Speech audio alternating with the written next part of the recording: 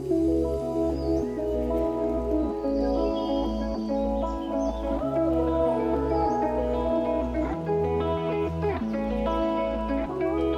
and welcome to the BanahCast. Banah is a Hebrew word meaning to build.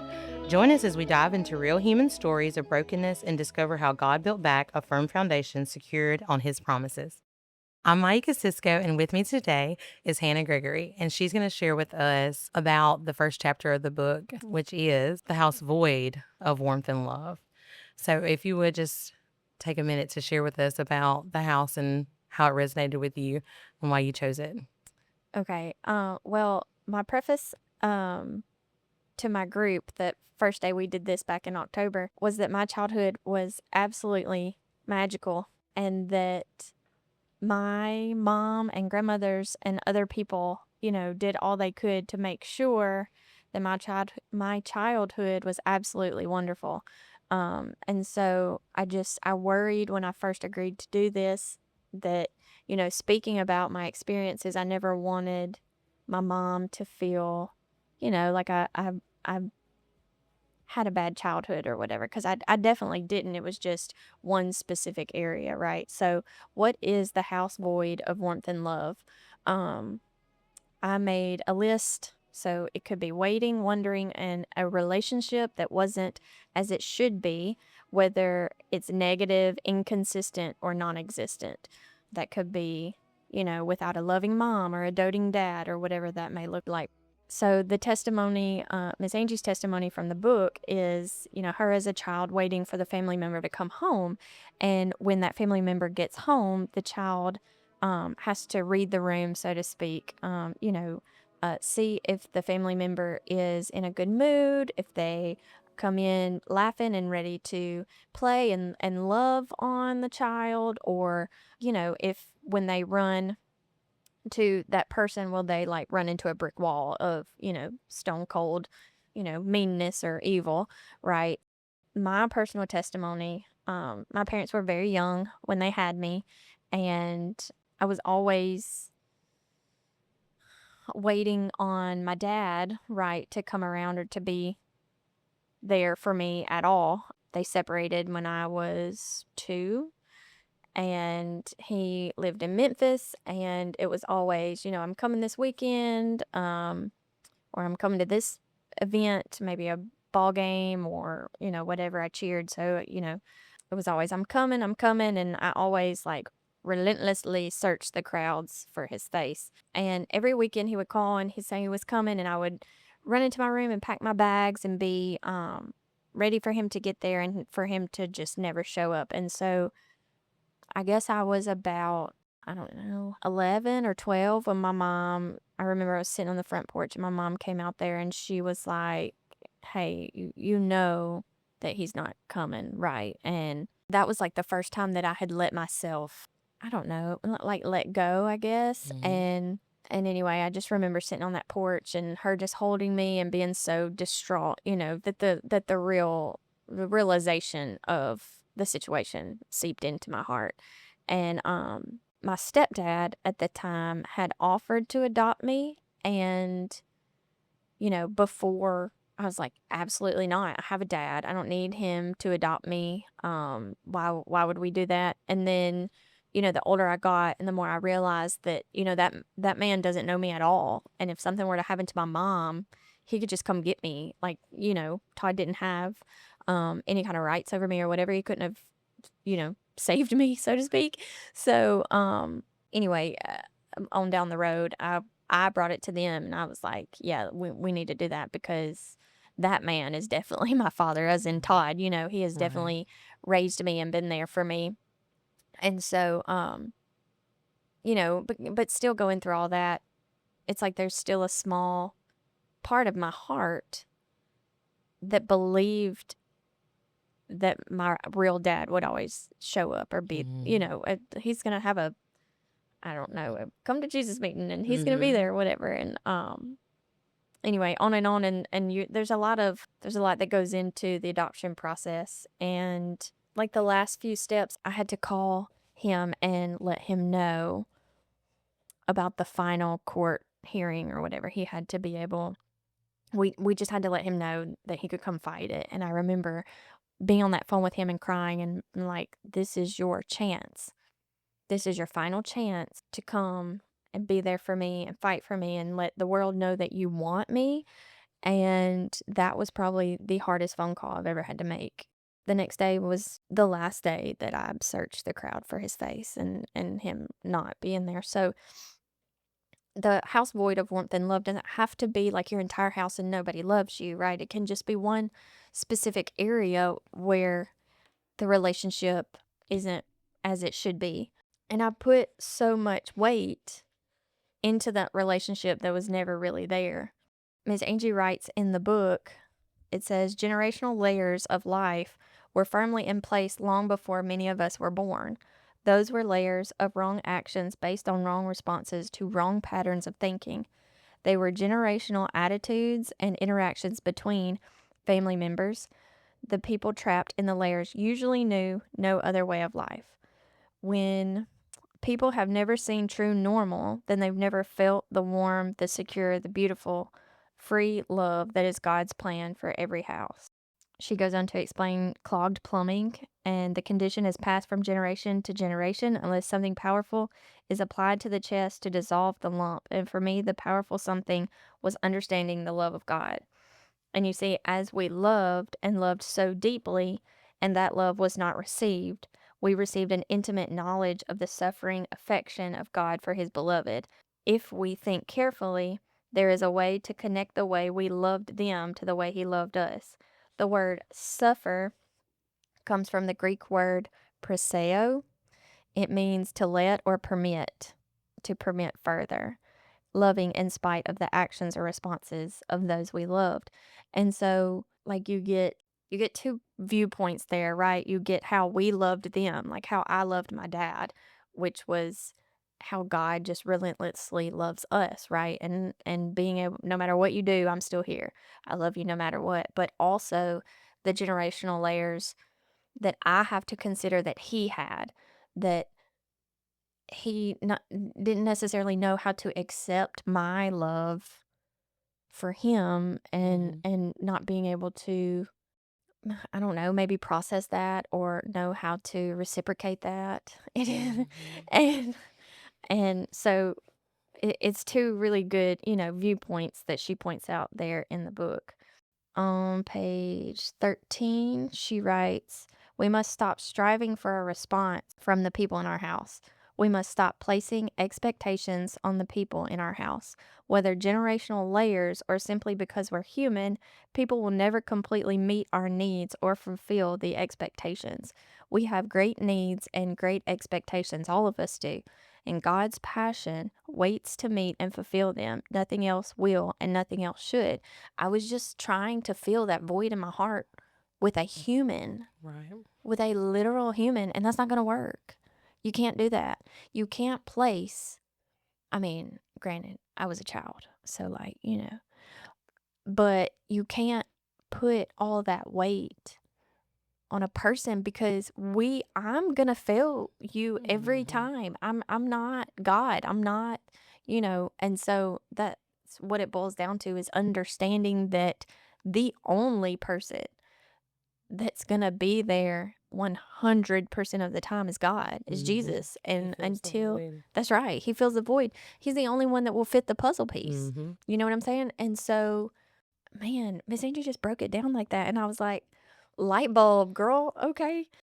I remember later on, it was a Discipleship Now weekend, I think, and Miss Angie had brought this huge wooden cross to the front of the haven, and there was like a hammer and some nails and some little pieces of paper down on the floor. And what she wanted you to do after she made every single person turn around and get on their knees in their chair, or on the floor and praying on their chair. And she was like, whatever you're holding on to, give it to the Lord and then come write it down on this piece of paper and then literally nail it to the cross. And, and I'm pretty sure that was the same time she had like a big garbage bag full of something heavy. I don't remember what it was. But anyway, she would like go and sit it down at the cross, and then she'd pick it back up and walk off, and then she'd come back and sit it down and then pick it back up. Because like that's what we do. And I had given my situation to God so many times, and but to see the physical, literal expression of it in that way, it really shook me up. And man, I remember, like, I can still hear the beating of the nails into the crosses one by one. All of these teenage kids are getting up and writing such heavy stuff that none of us should have had to deal with, on the pieces of paper and nailing it to the cross. And that was just, I think that was, step one of realizing that this is God's situation. This is not mine. I cannot deal with it without Him. And so I think that was really step one of me turning it over to Him. And then I want to read Psalm 68, 5 and 6, because there's so many times throughout scripture that God lets you know, like, He's your father, because, as a young girl and everybody else has a dad and you're looking around and, it's just, it's pointed, I feel like it's thrown in your face a lot, you know, this person's dad, that person's dad. And for me not to have that, so I looked to scripture for comfort and the answer. So in Psalm 68, verses 5 and 6, it says, Father to the fatherless, defender of widows, this is God, whose dwelling is holy. God places the lonely in families. He sets the prisoners free and gives them joy. But He makes the rebellious live in a sun-scorched land. And then I also have Psalm 103:13.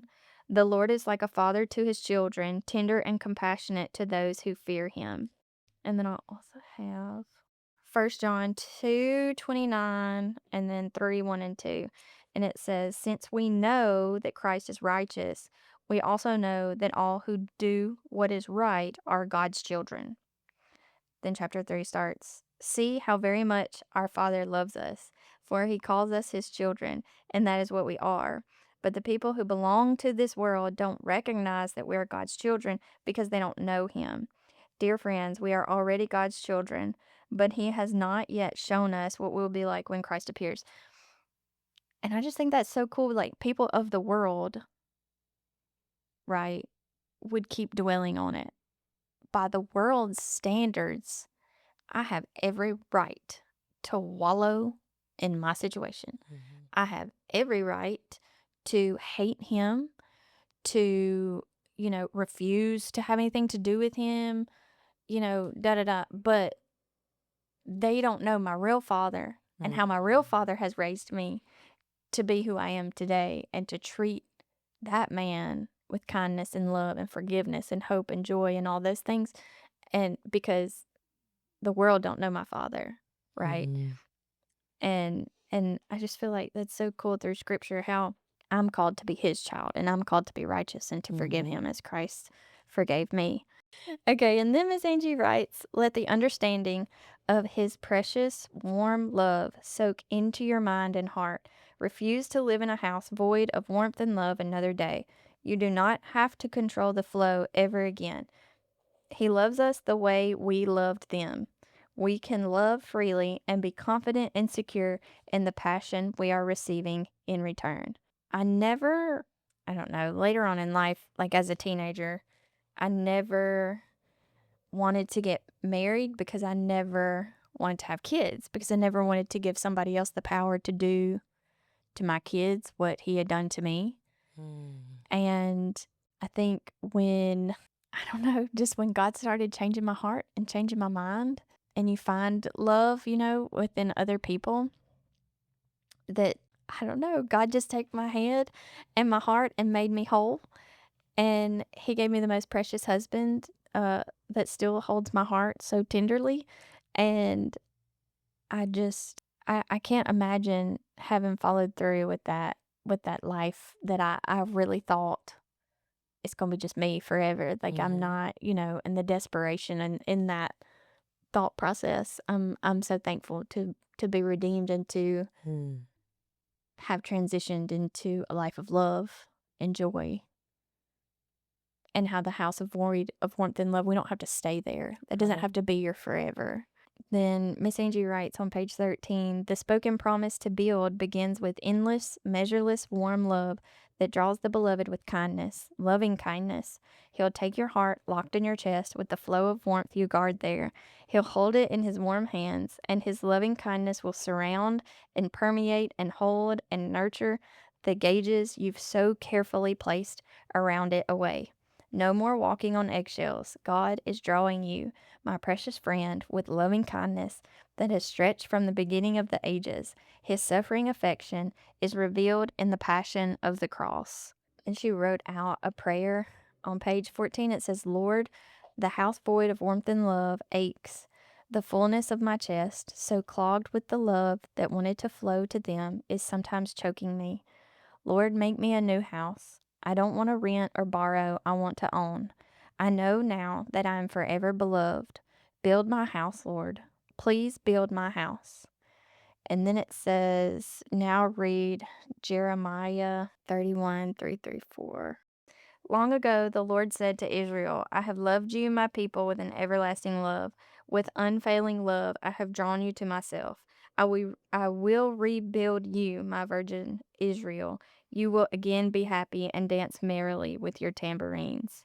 Um, and I actually think, oh yeah, so Miss Angie wrote it and said, again, I will build thee and thou shalt be built. But when I read it with my group, I included that, and you will be happy and you will dance merrily with tambourines. Tambourines.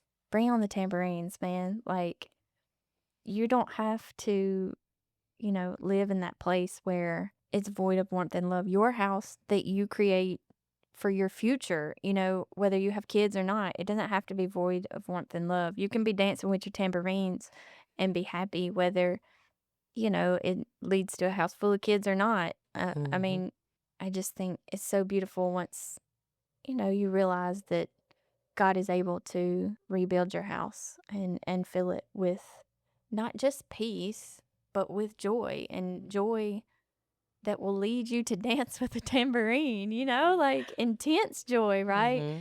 God is love, and his desire for us is to feel loved and so happy that we want to dance with our tambourine. And that's my house. Hannah, you talked about how the world calls us to be resentful and to hate and live in unforgiveness to people that have hurt us, but God has called you to love and forgive and to walk a different path. So, how did you get to that? And are you in a season of forgiveness? What does that look like to now? It's funny that you asked that because somebody asked that in my last session in October, and I was very stumped. Well, she said, how did you forgive him? When did you realize that you had forgiven him? And I just kind of looked at her and I was like, ma'am, this is a story of perseverance. Forgiveness. This is a story about me thriving, okay? Not forgiving him, ma'am. Who have you been listening to this whole time? I don't know.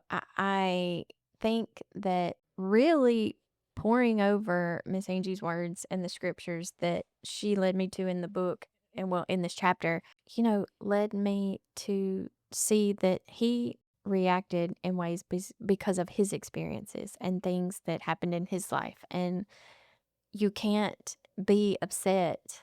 I'm not quite sure his spiritual stance at the moment, but our preacher always says you can't be mad at lost people for acting lost because they are lost people. And so I feel like that's kind of applicable here. You can't be frustrated that he didn't fill a void that was there because he couldn't live up to those standards because of whatever he had experienced that had made him that way. And I'd never considered that until Miss Angie talked about the generational layers of things we experience.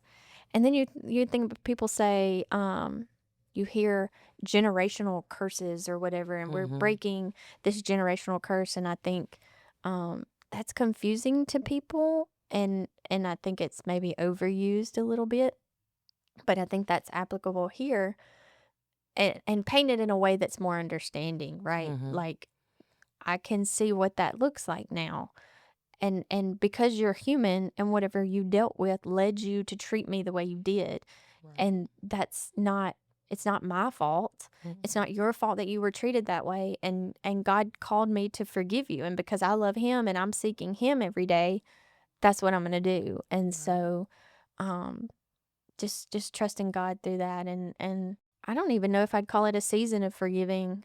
I think that once you unlock that place in your heart and in your mind, that, I mean, where were we going? Oh, we were going to Georgia a couple weeks ago for a Mother's Day trip. Me and my sister and my mom and my grandmother do every year. And this guy like pulls out crazy in front of Kelsey because she's our designated driver, and nobody else can see good, And I said, maybe he's got to go to the bathroom, just forgive. It's okay, just automatic forgiveness, for things like Right. that. And I mean, like, of course that's hard Mm-hmm. depending on the situation. And when somebody pulls out in front of you, that's like not a big offense, but like, maybe somebody's in the hospital and they're trying to get there, whatever. Just like Right. forgive people, right? Like, you can't put all this weight on humans because they're Right. human. And I think once that unlocks in your brain, and that's hard for me because my personality is very much like, you burn me, baby,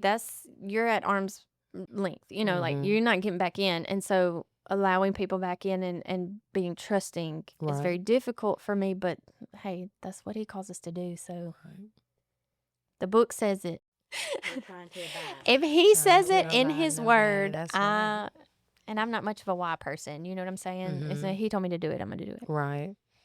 I think that's how you gotta do it. Yeah, I mean, you gotta Right. read the word, you gotta be in it every day, you gotta bathe in it, and then trust Kind, and obey. tender-hearted, That's right. forgiving as Christ Jesus forgave you. That's right.